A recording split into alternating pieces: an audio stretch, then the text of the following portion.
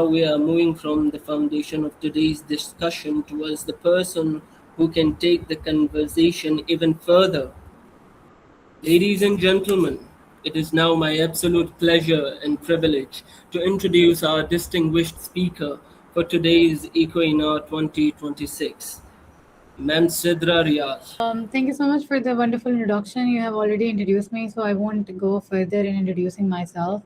But just letting everyone understand what COP process is, how I got involved, and how you as a young person can involve in climate diplomacy and international climate policy. This is one of the interesting topic I have talked about a lot in my overall experiences as a UNFCCC youth delegate. Currently, as it was mentioned in my introduction, I am pursuing a PhD from USA as a presidential fellow, and my research focuses on disaster risk reduction and climate policy making. Specifically, I also look at the gender aspect of climate negotiations and overall my involvement with COP and COP processes started back in COP 29 because I now serve on the UNFCCC Youth Policy Team, where we work on building Global Youth Statement, which is a collective voice of more than 40,000 young people from across the globe. And we take that voices directly into climate negotiations, and then we present it to COP presidency. Back in 2022, I also founded a youth led organization. And the major mission behind making that youth led organization was to enhance the awareness and education around climate change. I think that experience has led me to many forums across the world, but COP is one of the places where I have learned the most, where I had made wonderful connections and friends. So I'm very excited to share my experience with you and let you know how you can become part of COP 31. Um, Also, I speak a lot on it on my social media platforms as well, that I'll share in the later slides. As you can see on the screen, this is me at COP30 last year in Brazil. And my university published an article on me where they wrote that how, as an FIU graduate student, I was my country's voice at COP30. Um, so if any one of you is interested to read my personal experience and how, because in today's session I have only 30 minutes and I'll mostly be talking about how you can participate, but if you are interested in understanding my own experience, I think this article is a good start. I'll move forward. As there are different pictures shown on your screen, these are the pictures from my country. As I know, there are international participants in this call, and people who are from Pakistan can easily see these pictures and understand where these pictures are from. So I come from a country where we see devastating floods every year. One of the very devastating floods we had was back in 2022, where 33 million people in the country was affected. And then, as a country, we also face huge water stress, or per water availability has fell to a lot during our recent years. Then also we experience heat waves every year, and this year we also had extreme heat waves, and then on top of that, they all are kind of connected to our agriculture crisis, and 70% of our rural population is dependent on climate change, on our agriculture, and because of that we are highly vulnerable to climate change. So whenever I represent my country at international forums, I need to be very well aware of the situations at my country. So if wherever you come from, whichever country you belong to, I would highly recommend that before you even think of going into COPs, before you even think of being part of climate diplomacy, you should be someone who is very well aware of the ground realities within your own country.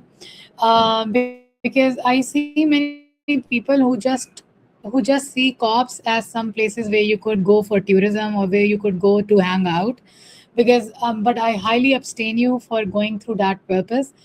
Only if you are interested in climate change, issues, if you are interested in nexus around climate issues, only then COP is kind of a place where you should be going.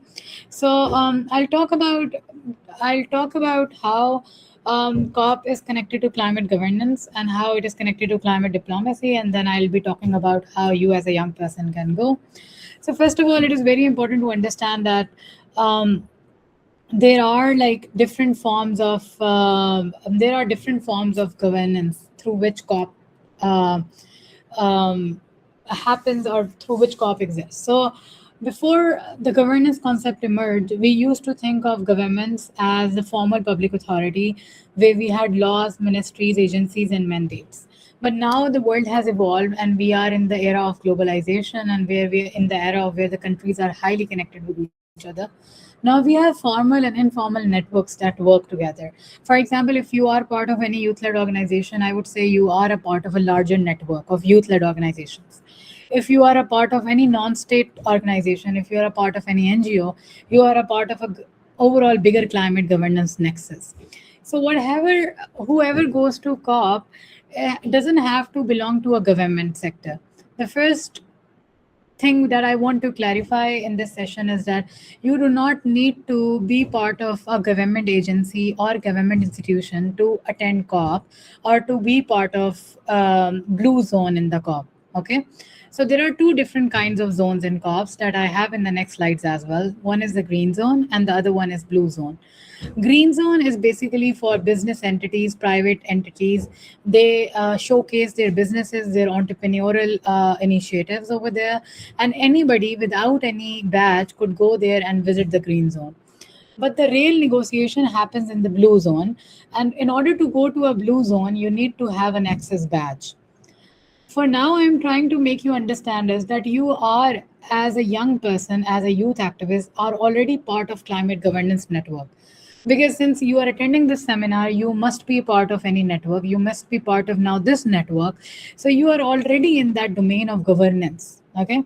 So don't always think that you have to be with the government or with your Ministry of Climate Change or Ministry of Foreign Affairs, or you need to come from a particular background, only then you will be able to access COP. It is nothing like that. Because 2 years ago, if I would think of COP, I would also have thought of it like, oh, only if I have good connections with the government, I would be able to go to COP. So it is entirely not like that. So any youth-led network, any NGO, if you are part of any organization that is working on climate change, so if you have any kind of experiences in climate change or overall climate governance, you are good to go to COP. So if this is clear, I'll move forward. So it is very important to understand the institutional ecosystem as well. So there are different types of actors that comes to COP. One is climate institutions. These are your climate ministries, your environmental agencies, and these are your environmental authorities. So if you are coming from Pakistan, Ministry of Climate Change, Environmental Coordination at the federal level, then there are environmental protection agencies at the provincial level. They all send their representatives to COPs so they can negotiate on the behalf of Pakistan. If you are coming from Nigeria or if you are coming from any other country, the core ministries will send their representatives so that they can negotiate on the behalf of the countries. The second kind of actors are your core state actors. These could be your planning commissions, your finance ministries, and your line departments. So in last two COPs, I met the Minister of Finances, I met the Ministers of Planning from different institutions, from different countries. So it is not just climate institutions, it could be also other core state government actors who are there at the COP, because at COP we are also negotiating on climate finance, we are also negotiating on climate planning and other things. Then there are departments like risk management department. For example, your country might have disaster risk reduction departments. In Pakistan, we have NDMA. In Pakistan, we have NDMRF. So these are the authorities that have to be present there, because overall disaster happens in developing countries, and these representatives have technical knowledge and capacities, and they help state institutions to negotiate over there. Now we have subnational actors at COPs as well. These could be your local governments, your provincial departments. Last year at COP 30, we had Punjab government in Pakistani pavilion, and every country has their own pavilion at COP. So if you remember, I said that there are two kinds of zones. One is the blue zone and one is the green zone. So in blue zone, the countries have the capacity to have their pavilions. So think of a pavilion like a kind of a place where country could represent whatever they want to represent. They could represent their initiatives they have taken on climate change or anything like that. But I'll move forward. Then comes the societal actors, where we come in. For example, NGOs, communities, youth-led organizations, academia, they are in like high number at COPs.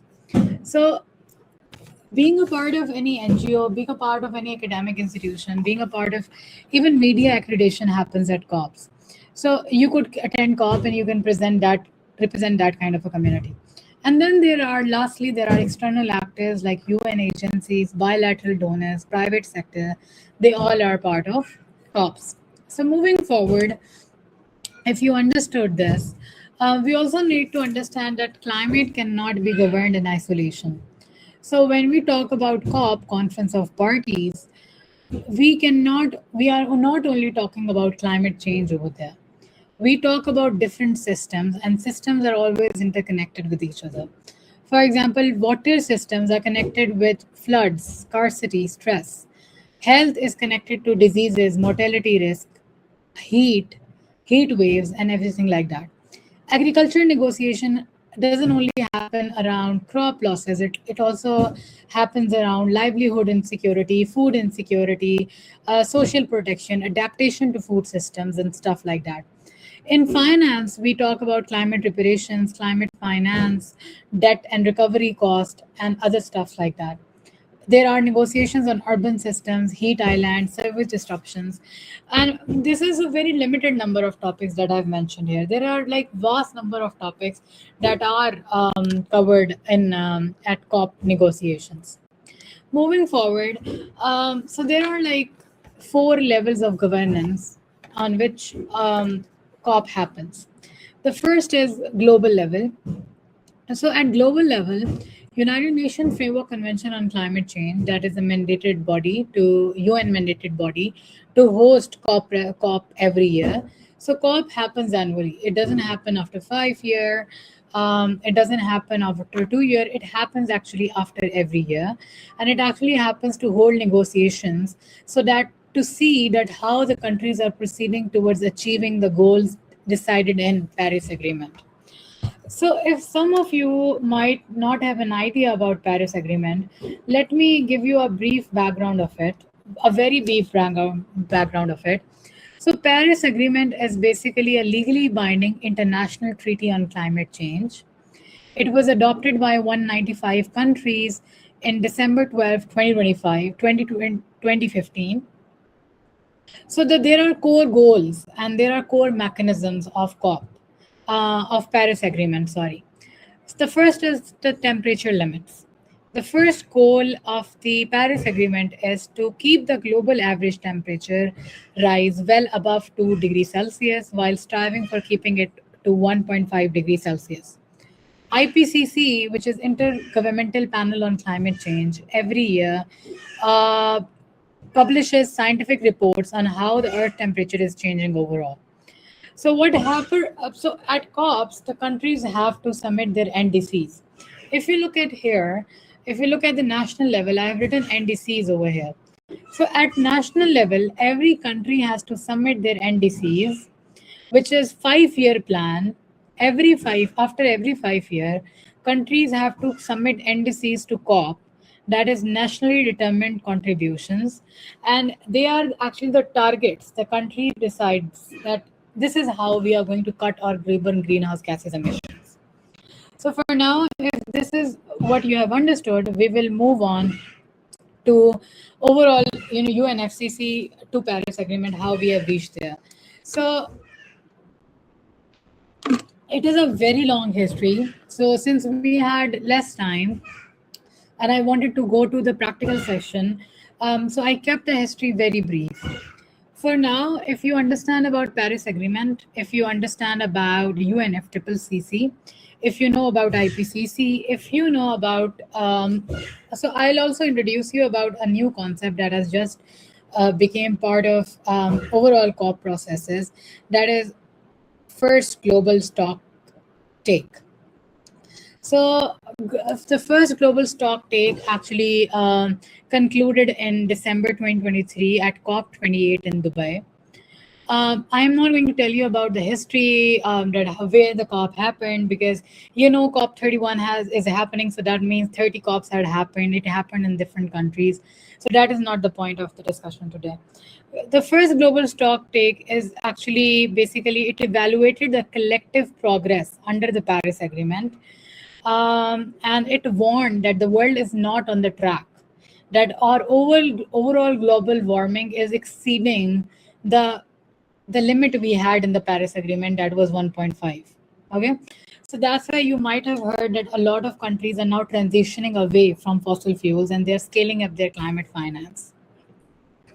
So overall, if we look around the COP, and if we are overall look at the outcomes of COPs and findings of it, the first major problem is fossil fuel transition. Every year, COPS is urging the countries to contribute to global transition so that they can get away from fossil fuels. The second is that there is a very insufficient progress on global greenhouse gases emissions, and then there is a call for finance. Every year, developing nations are urging to close these gaps in climate finance. And now, every year, that funding is being reduced and the promises are not being delivered. Now, these are like some of the evaluations in recent processes. You might have heard of Loss and Damage Fund, which was 20 at COP27. Then at COP29, we had NCQG financial framework agreed. This is highly technical, so I'll move forward and talk to you about. I'll try to talk more about now actually how you can, as a young person, participate at COP. Before I tell you that, I just want to let you all know that COPs can be extremely technical. Being part of two COPs and being even part of the UN policy team, where I work every day on developing negotiations aligned demands, and where every day I read negotiations and I get trained to be there as a negotiator, as a young negotiator, it is still very difficult for me to understand a lot of technical jargons or technical languages in the UNFCCC processes. So if you are a young person and you are interested in attending this conference, the first thing is that you need to join the official children and youth constituency of UNFCCC. So the official children and youth constituency of UNFCCC is called as YOUNGO. YOUNGO, and I have highlighted this as well. It basically represents the young people in global climate negotiations. You cannot directly become part of global climate negotiations unless you are not part of YOUNGO, because YOUNGO is the basic major body that represents young persons over there. So if you are under the age of 35, you can join YOUNGO. You can go on the website of YOUNGO. There is a Google form. You have to fill it. Once you fill it, they will send you an email and give you the instructions on how you can join different working groups. We are talking about COPs again and again. If some of you might not have an idea about what COP is, once again, I'll tell you that it is an annual decision-making conference where countries negotiate and review progress on climate action under UNFCCC. And UNFCCC stands for United Nations Framework Convention on Climate Change, and it is a main international treaty and framework that guides global efforts to combat climate change. COP31 is happening this year in Turkey. It is hosted by Turkey, and it will bring global leaders together to discuss the climate policies and commitments. And moving on, what happens at COPs? So people think that only negotiations are happening at COP. That is just one part of the whole COP. Negotiation is entirely entirely a big thing. It is happening, but it is actually happening side by side. Only the country representative, those who have the country badges, will be able to participate in the negotiations. So if in Brazil last year, there are 42,000 people who actually attended, who were actually in-person participants of the COP. 42,000 people, more than 42,000 people. So, do you think that 42,000 people could participate in negotiations? No, they cannot participate in negotiations. So, people will try to scam you by selling you badges and telling you that you will become a climate negotiator. You cannot become a climate negotiator because negotiators are only the ones who had the country badges and those who are part of country delegations from their particular countries. And then countries make blocs and coalitions. Countries do not negotiate as a separate entity. Countries negotiate through groups and blocs. Your country will become part of one bloc and they will negotiate on certain demands. Okay? Mostly people like us, young people, they are mostly part of side events that are happening at every pavilion. So as I told earlier, there are many pavilions at COP, and every pavilion is hosting different kind of events. There are panel discussions happening, there are workshops happening, there are group discussions happening. So as a young person, you can participate in those side events and you can learn a great deal. You can meet world leaders, you can chit chat with them, you can listen to the ministers, you can meet the ministers, you can sit with the ministers, talk to them, sit with the highly accomplished people. So it is a wonderful experience outside the negotiation rooms itself as well. Moving on, the question that might arise in your mind is that how do you participate? As a young person, if you want to participate in COP, how do you participate? So here is the practical. The first thing is that you have to register yourself through an accredited organization. So you can apply through a UNFCCC accredited organization, any NGO, university, research institute, or youth constituencies like Yongo. So you will have to go to the UNFCCC website. Over there, you will find the list of NGOs and the list of IGOs which are admitted to the UNFCCC. You will download the list of those NGOs and IGOs, and you will have to write them an email or request them for a badge. For getting access to a blue zone in COP, you need to have a badge. Badges are of different kinds. Pink badges are for the government officials, blue badges are for the UN officials, and yellow badges are for observer badges.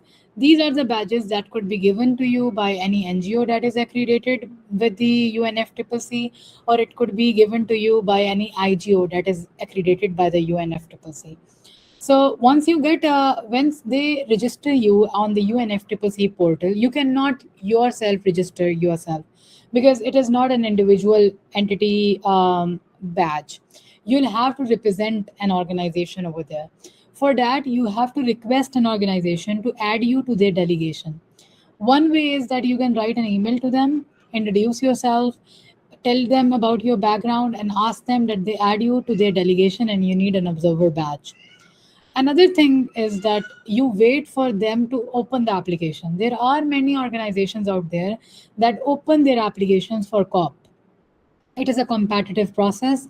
You apply through it, and if you get selected, they will give you a badge. The second way is that you join a youth constituency. I have told you about Yongo. It is one of the major youth constituency. You join the youth constituency, you join their working groups, you start working with them, and ultimately around August, September, October, they will open their COP. Yongo will open their COP badges. You can also apply through Yongo, and if you get selected by it, you will get a badge. So these are two major ways you can apply. Second is, once you got the badge, before even getting the badge, they will ask you for your passport number. They will ask you for your email address, and they will ask you for your mobile number. So don't get scammed by any agency which is asking you for a money. Because if they are asking you for a money, that means they are selling a badge, and that is highly illegal, and that is not accepted by the UNFCCC. And you can get caught, and you can be red listed by UNFCCC. So you'll have to have your passport and travel documents ready. If any organization that is ready to register you as their delegate, they'll ask you for your passport, your number, your travel document, and your email address. And the email will directly come under your email address in your own email. So don't ever rely on any other agency that would say, because they have to register your email addresses over there. UNFCCC system will directly email you on your inboxes, and you will open that email and you will download your badge. A badge is like a document. Okay, your name will be written, your passport number will be written, and your number of the dates they have registered you for. So COP happens for 2 weeks. An organization could register you for 1 day to the whole 2 weeks. It depends on them and it depends on your request as well. The fourth thing you need to explore is the funding. So no organization is going to fund you with a badge. Like the ones who are giving you badges might not be able to fund you. So you have to find your travel through sponsorships, through fellowships, through your own universities, through international organizations. That is your own task and no other organization. There are very limited organizations out there that have very competitive process. Once you get selected to it, if you become part of that delegation, they will fund your travel. Otherwise, you will have to find your funding for yourself. If you are ultimately unable to travel due to funding challenges, you can request the same organization to register you virtually. There are many delegates who attend the COP virtually, and if it is your first time, so I would highly recommend that at least consider joining virtually. It will give you a lot of experience. This is how you can like attend COP, how you can become part of overall COP processes. I'll stop here because I know that you might have like a lot of questions regarding anything or regarding COP itself. So I want to dedicate that 10 minutes to question answer session now. So, Assalamu alaikum, Sidra. I'm Arish Fatma. So, I've heard your presentation. It was really interesting. So, I've seen a lot of the people from the main field. So, I'm basically from English literature. I've done English literature. So, I joined this conference out of curiosity. So, my question is that how can a student from English literature participate in such activities? I've studied eco-criticism when you relate environment with the literature. So how, being a literature student, I can be a participant of this whole community? Thank you. So Fatma, your question is around an English literature graduate can attend or any other thing. I couldn't like your voice was cutting at my end. Yes, Sidra, you got me. You're right. My question was exactly the same. So in order to answer your question, I would say that first of all, ask yourself that being an English literature graduate, what is your particular aim to gain from the COP? Because if you are interested to attend it, you need to have some kind of engagement in overall climate space. If you have an engagement in a climate space, you will know the answer for yourself. But if you are just in the English literature field and you have no interest in overall climate spaces, if you have not been part of climate spaces, then I would say that COP is not the right place for you, because you will end up spending a lot of your funds and a lot of your time. But in the end, if you are not overall part of climate space, COP is not the right place for you. Assalamu alaikum. I just wanted to ask that being a medical student, will this platform facilitate me to like represent climate and health internationally?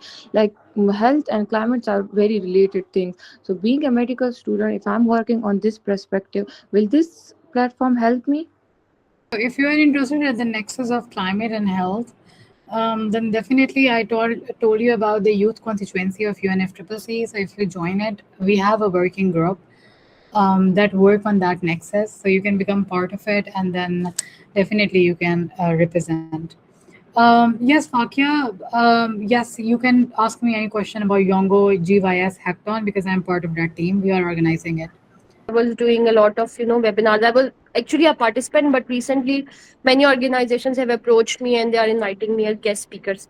Keeping that all aside, because I'm starting from like a youth, like a young fresh person, although I'm above 30. Ma'am, I submitted the form on Yongo's original website and for my global youth statement. And they didn't add me like as a member, but they did add me for the hackathon, which I'm attending nowadays. So basically, two sessions have passed by, yesterday and the day before that, and I participated in both the sessions, and two sessions are remaining. So my final question is that how much chances are there for me to present myself in the COP31? Will be Okay. So, Fakya, I understood your question. So, since I am part of the policy team, we are the ones who organize the GVIS hackathons, that is Global Youth Statement hackathons, and we are trying to get the inputs from as many people as we can, so that we can take it to COP31. If you are participating in the GVIS hackathons, it is very good. It is good initial engagement with Yongo. Every year, we also open applications for GYS Task Force. So, if next time when you see that application being opened, because keep an eye on email. So, all the focal point emails, they have everything in them. So, if you are able to apply to different applications that we open and you get selected for it, you will become part of the team that works on these things. So, I would say, I would highly recommend that you stay connected with policy hackathons and other stuff around that. Whatever email you get involved with it, and then ultimately you will it will be extremely helpful for you to get there at COP31, because GYS itself is one of the major contributions of the UN Youth Constituency. Sidra, I actually saw the COP31 volunteer program recently and I applied for it. Can you just briefly, you can say, guide me if there is a probability from that pathway to be, you can say, routed or funded for attending it? Yes, thank you. COP volunteers are usually the on ground are the volunteers are usually the ones that have the nationality and they are there in the country. For example, at COP29 they had all Azerbaijanis as volunteers, and then at Brazil they had all Brazilians there.